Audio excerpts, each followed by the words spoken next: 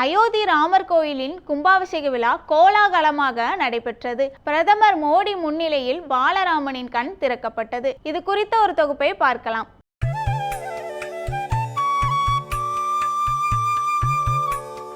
வண்ண மலர் மாலை தோரணம் பக்தர்களை வரவேற்க எங்கும் அவர்கள் இசைத்த ராமகீர்த்தனை முழங்க விழாக்கோலம் பூண்டிருந்த அயோத்தி மாநகரில் ராமர் கோயில் பிராண பிரதிஷ்டை கோலாகலமாக நடைபெற்றது.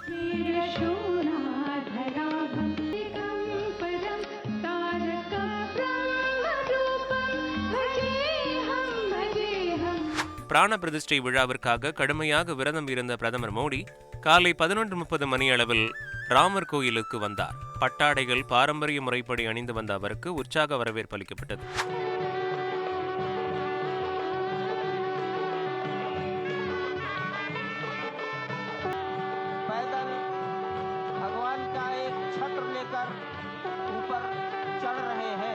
கோவிலில் கருவறைக்குள் பிரதமர் மோடி, RSS தலைவர் மோகன் பகவத், உத்தரப்பிரதேச ஆளுநர் ஆனந்தி பென் பட்டேல், முதல்வர் யோகி ஆதித்யநாத் உள்ளிட்டோருக்கு அனுமதி வழங்கப்பட்டது. அங்கு ஆச்சாரியர்கள் வேத மந்திரங்கள் முழங்க சிறப்பு பூஜைகள் நடத்தப்பட்டன.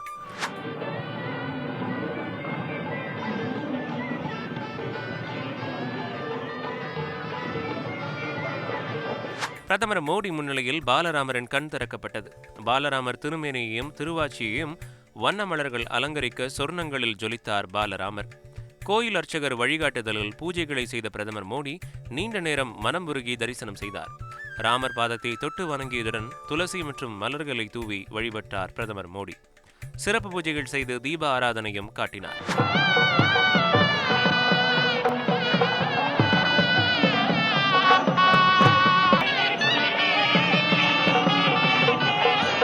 விழாவில் ஆன்மீக பெரியவர்கள், முன்னாள் பிரதமர் தேவகவுடா, ஆந்திர முன்னாள் முதல்வர் சந்திரபாபு நாயுடு உள்ளிட்ட அரசியல் தலைவர்கள் பங்கேற்றனர். தொழிலதிபர் முகேஷ் அம்பானி, சச்சின் டெண்டுல்கர், நடிகர் ரஜினிகாந்த், அமிதாப் பச்சன், கங்கனா ரணாவத், சிரஞ்சீவி, ராம்சரண், அபிஷேக் பச்சன், ரன்பீர் கபூர், ஆலியா பட், கட்ரினா கைஃப் உள்ளிட்ட ஏராளமான திரைப்பிரபலங்கள் பங்கேற்றனர். பிராண பிரதிஷ்டை சடங்குகள் நிறைவடைந்ததும் வெளியே விழா மேடைக்கு வந்தார் பிரதமர் மோடி. அவருக்கு வெள்ளியால் செய்யப்பட்ட ராமர் கோவில் மாதிரியை பரிசாக வழங்கினார் உத்தரப்பிரதேச முதலமைச்சர் யோகி ஆதித்யநாத். राम जन्मभूमि मंदिर के चांदी के 2 बड़े मॉडल हैं. தீர்த்தம் பெற்றுக்கொண்டு விரதத்தை முடித்துக் கொண்டார். விழாவில் பேசிய பிரதமர் மோடி, ராமர் கோவில் திறப்பு விழாவை ஒட்டுமொத்த நாடும் தீபாவளி போல் கொண்டாடுகிறது என பெருமிதம் தெரிவித்தார். பல நூற்றாண்டு காத்திருப்புக்கு பிறகு பகவான் ராமர் வந்துவிட்டார். இப்போது ராமர் சிறிய குடிசையில் அல்ல, மிக பிரம்மாண்ட கோவிலில் இருக்கிறார். இந்த பணி நடக்க இத்தனை காலம் பிடித்ததற்கு ராமரிடம் மன்னிப்பு கோருகிறேன். நிச்சயம் அவர் நம்மை மன்னிப்பார். இந்த தருணம் மிகவும் புனிதமானது, தெய்வீகமானது. ராமர் கோவில் இந்தியாவின் அடையாளம் மற்றும் ஒற்றுமைக்கு சான்று. இந்தியாவில் புதிய சகாப்தம் நம்பிக்கை பிறந்துவிட்டது. ராமர் அனைவருக்குமானவர். இப்போது சரியான பாதையை நோக்கி காலச்சக்கரம் சுழலத் தொடங்கிவிட்டது. தேசத்தை நிர்மாணிக்க நாம் அனைவரும் உறுதியேற்போம். அயோத்தியில் சிவனை வழிபட்ட பிரதமர் மோடி ராமர் கோவில் வளாகத்தில் உள்ள ஜடாயு சிலைக்கும், ராமர் கோவிலில் கட்டுமான பணியில் ஈடுபட்டிருந்த தொழிலாளர்கள் மீது மலர்களை தூவி மரியாதை செய்தார்.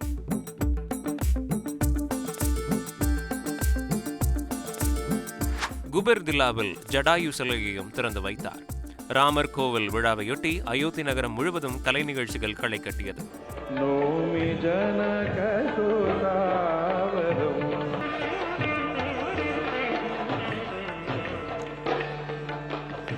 செந்நிற கற்களால் கட்டப்பட்ட கோவில் வண்ண மலர்களில் ஜொலித்தது. மாலையில் விளக்கொலியில் மின்னியது. சரையு நதிக்கரையில் ராமநாமம் லகிக்கச் செய்ய பிரம்மாண்ட ஆரத்தியும் நடைபெற்றது.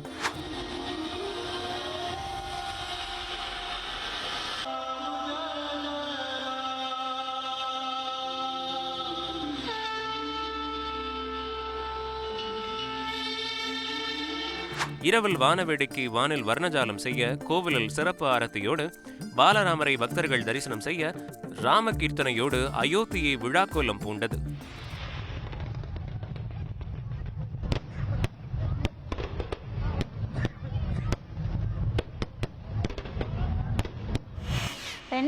கோடி ரூபாய் செலவில் உலகமே திரும்பி பார்க்குற அளவிற்கு பிரம்மாண்டமா உருவெடுத்திருக்கு அயோத்தி ராமர் கோயில். அப்படி இந்த ராமர் கோயிலில் என்னென்ன சிறப்புகள் இருக்குன்னு ஒரு சிறப்பு தொகுப்புல பார்க்கலாம் வாங்க.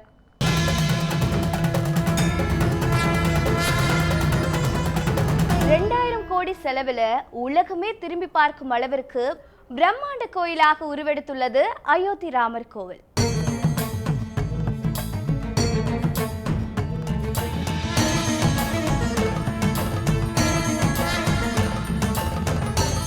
இந்த வரலாற்று சிறப்புமிக்க கோயில் ஒட்டுமொத்த இந்தியாவின் கலை நயத்தை பிரதிபலிக்கும் வகையில் பல மாநிலங்களிலிருந்து கட்டுமான பணிகளுக்கான பொருட்கள் வந்தடைந்தன.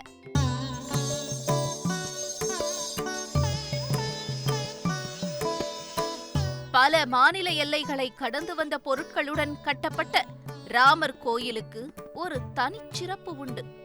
380 அடி நீளம், 250 அடி அகலம், 161 அடி உயரம் கொண்ட ராமர் கோயில் இரும்பு போன்ற உலோக பயன்பாடு இல்லாமல் கட்டப்பட்டுள்ளது. பின்னர் எப்படி ராமர் கோயில் ஓங்கி உயர்ந்து நிற்கிறது என்ற கேள்விக்கு பல கட்ட சோதனைகளுக்கு உள்ளான வலிமை மிகுந்த கற்களே விடையாக உள்ளன. ராஜஸ்தான், கர்நாடகம் உட்பட பல மாநிலங்களிலிருந்து பல கட்ட சோதனைக்கு பிறகே கட்டுமான தேவைகளுக்கான கற்கள் தேர்ந்தெடுக்கப்பட்டன. இவற்றில் அஸ்திவாரத்திற்கான கற்கள், கோயிலின் மையப்பகுதிக்கான கற்கள், கோயிலை அலங்கரிக்க பிரத்யேக கற்கள் என 3 வகையாக பிரித்து பின்னர் கற்களை தேர்ந்தெடுத்துள்ளனர். ஒரு ஸ்டோன் பிளாக் வந்து நம்ம செக் பண்ணி அதை சர்டிஃபை பண்ண பிறகு தான் வந்துட்டு அங்கே இன்ஸ்டால் பண்ணுவோம். இது வந்து 7 லேயர்ஸ் ஆஃப் வந்துட்டு கிரானைட் வந்து கம்ப்ளீட் பண்ணியிருக்கோம் ஃபவுண்டேஷனில். இது பண்ணது வந்துட்டு ஆல்மோஸ்ட் அபவுட் 7-8 மந்த்ஸ் ஆச்சு அது கம்ப்ளீட் ஆகுது. அதன் பிறகு வந்துட்டு சூப்பர் ஸ்ட்ரக்சர் வந்துட்டு இது சாண்ட்ஸ்டோனில் பண்ணுது. சாண்ட்ஸ்டோன் வந்துட்டு அங்கே ராஜஸ்தான்லேருந்து வருது. அது மெயினாக வந்து பன்சி பாப்பூர்லேருந்து எடுத்துகிட்டு வந்தது. அந்த ஸ்டோன் பேர் வந்து அடுத்த ஸ்டேஜ் வந்துட்டு மார்பிள். அதுவும் வந்து ராஜஸ்தான்லேருந்து மக்ரான்ன்ற ஒரு மார்பிள் வந்து எடுத்துருக்கோம். அந்த மார்பிள் வந்துட்டு ஃப்ளோரிங்க்கும் டெக்கரேட் மேலே வந்துட்டு இந்த விண்டோஸு, டோர்ஸு இதுக்கெல்லாம் யூஸ் பண்ணுறது. ஸோ மெயினாக வந்துட்டு கர்நாடகாவிலேருந்தும் ஆந்திராவிலேருந்தும் ஃபவுண்டேஷன் பாக்ஸ் போயிருக்கு. சில மெட்டீரியல் வந்துட்டு மதுரை, தமிழ்நாட்டிலேருந்து எடுத்துருக்கோம். ராமர் கோயிலில் முக்கிய அம்சமாக விளங்கும் ராம்லல்லா எனப்படும் குழந்தை ராமரின் சிலைக்கான கல்லும் பார்த்து பார்த்து தேர்ந்தெடுக்கப்பட்டதுதான்.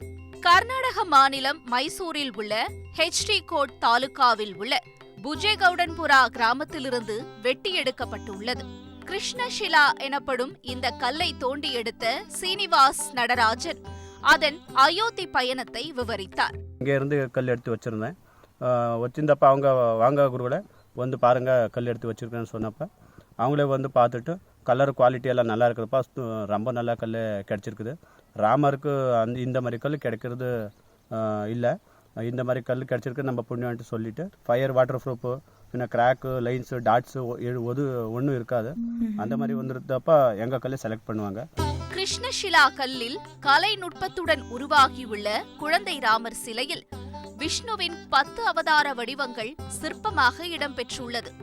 மச்சம், கூர்மம், வராகம், நரசிம்மம், வாமனம், பரசுராமர், ராமர், கண்ணன், புத்தர், கல்கி ஆகிய தசாவதாரங்கள் சிற்பங்களாக உள்ளன. பல்வேறு சிறப்புகளுடன் வடிவம் பெற்றுள்ள ராமர் கோவிலில் ஒவ்வொரு ராமநவமி தினத்தன்றும் ராமர் சிலையின் மீது சூரிய ஒளி விழுவது போன்று கருவறை வடிவமைக்கப்பட்டுள்ளது மற்றும் ஒரு தனி சிறப்பு.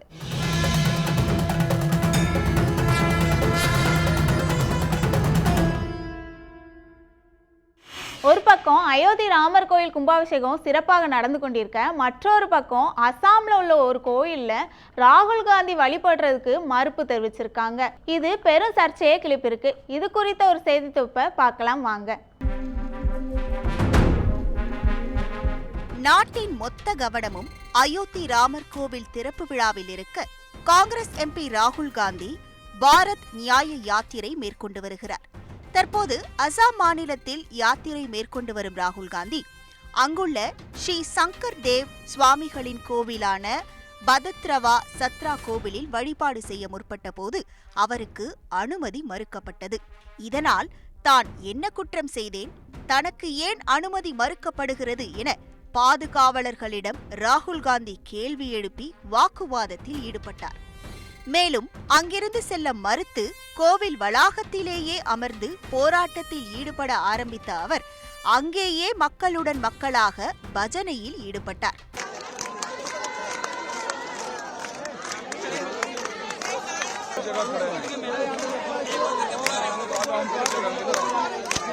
இதனிடையே நிகழ்ச்சியில் பங்கேற்க ஏற்கனவே அனுமதி வழங்கப்பட்டதாகவும், ஆனால் அசாம் அரசின் அழுத்தத்தால் அனுமதி மறுக்கப்படுவதாகவும் காங்கிரஸ் பொதுச் செயலாளர் ஜெய்ராம் ரமேஷ் குற்றம் சாட்டியுள்ளார். முன்னதாகவே அயோத்தி ராமர் கோவில் விழாவையொட்டி பதத்ரவா சத்ரா கோவிலுக்கு செல்வதை தவிர்க்குமாறு அசாம் முதல்வர் கூறியுள்ளார். மேலும் ராகுல் காந்தியை மாலை 3 மணிக்கு பிறகு வருமாறும் கூறியுள்ளார். அத்துடன் பதத்ரவா சத்ரா கோவிலில் வழிபட முயன்றால் நிலைமை கட்டுக்குள் கொண்டுவர கமாண்டோக்களை மாநில அரசு அனுப்பி வைக்கும் என எச்சரித்த அவர், ராமர் கோவில் திறப்பு விழாவின் போது ராகுல் காந்தி பதற்றத்தை ஏற்படுத்துவதாக குற்றம் சாட்டியிருந்தார். இதனை சுட்டிக்காட்டி பேசிய காங்கிரஸ் பொதுச் செயலாளர் ஜெய்ராம் ரமேஷ் தங்களுக்கு மட்டும் தனி விதிமுறை விதிப்பதாக சாடினார். இது மட்டுமின்றி அசாமில் யாத்திரை தொடங்கியது முதலே பல்வேறு சிக்கல்களை சந்தித்து வருகிறார் ராகுல் காந்தி. மேலும் கோவிலுக்குள் அனுமதி மறுக்கப்பட்டது பெரும் அநீதி என குற்றம் சாட்டிய காங்கிரஸ் கட்சி இதற்கு எதிராக போராடுவோம் எனவும் தெரிவித்துள்ளது. நம்ம என்னதான் 2024 நவீன உலகத்தில் இருந்தாலும் இன்னும் அடிப்படை சாலை வசதி கூட இல்லாமல் சில கிராமங்கள் இருக்கத்தான் செய்யுது. அப்படி கல்வராயன் மலைப்பகுதியில் உள்ள மக்களின் வேதனை குரல்களை இந்த செய்தி தொகுப்பில் பார்க்கலாம் வாங்க.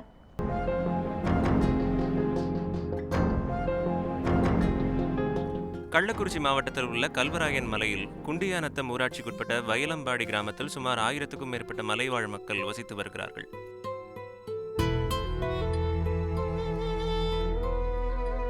இயற்கை வளங்கள் அத்தனையும் நிறைந்திருந்தாலும் இந்த மக்கள் அனுபவிக்கும் துயரங்கள் கொஞ்ச நஞ்சமல்ல. மலை கிராமம் என்பதால் மளிகை பொருட்கள் வாங்குவது உட்பட அனைத்திற்கும் 7 கிலோமீட்டர் வரை பயணம் செய்தாக வேண்டும்.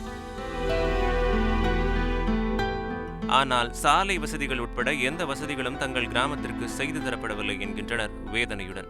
தற்போது இவர்கள் பயன்படுத்தி வரும் சாலையானது கற்களால் நிரம்பியிருக்கின்றது. இதில்தான் இவர்கள் பயணம் செய்து வருகின்றனர்.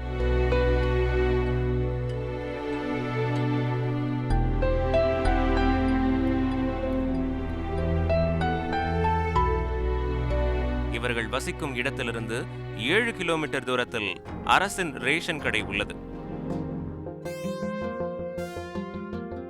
பேருந்து வசதி இல்லாமல் போனதால் வாங்கிய பொருட்களை சாக்கில் கட்டி அதனை தலையில் சுமந்து கொண்டு வீடு போய் சேர்வதையே வழக்கமாக கொண்டிருக்கின்றனர். சில நேரங்களில் அனைவருமாக சேர்ந்து டிராக்டரை வாடகைக்கு அமர்த்தி கொண்டு ரேஷன் கடை சென்று வருகின்றனர்.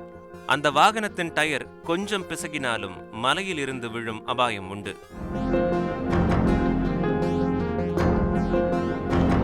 எங்களுக்கு இதுமாரி வெள்ளிமா அந்த மட்டப்பாறை போய் 7 கிலோமீட்டர் நடந்து போய் நாங்கள் எப்போ ஆட்டோ சர்ச்சில் ரேஷன் ஆட்டை கொடுத்தீங்களோ அப்போ தொட்டு இப்படி தான் நடந்துகிட்டு இருக்கோம்.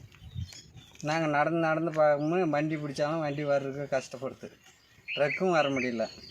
பைக் வர்றதுக்கெல்லாம் பைக்காரனு கூட நான் வர முடியாது அப்படின்றோம். நாங்கள் என்ன பண்ணுறது? நாங்கள் நடந்தே தான் தடி பிடிச்சிக்கிட்டு தான் போகிறோம். இங்கேருந்து ஒரு ஆக்சிடென்ட் எதுனாலும் யானை கட்டி தான் தூக்கிட்டு போகிறோம். 7 கிலோமீட்ரு இப்படி போனாலும் 7 கிலோமீட்ரு, மரணப்பாறை வயலில் போனாலும் 7 கிலோமீட்ரு. உடல்நிலை சரியில்லாதவர்களை தக்க நேரத்தில் மருத்துவமனை கொண்டு செல்ல முடிவதில்லை. வயதானவர்களை மருத்துவமனைக்கு அழைத்து செல்வது கூடுதல் சிரமமாக இருக்கின்றது.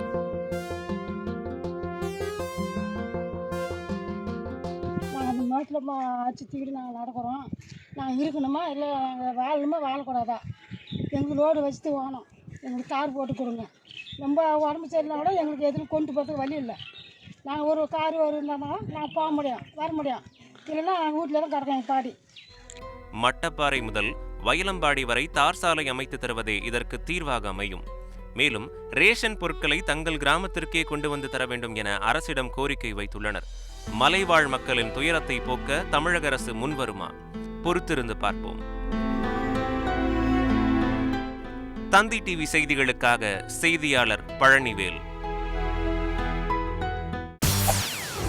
செய்திகளை உடனுக்குடன் தெரிந்து கொள்ள உடனே சப்ஸ்கிரைப் பண்ணுங்க.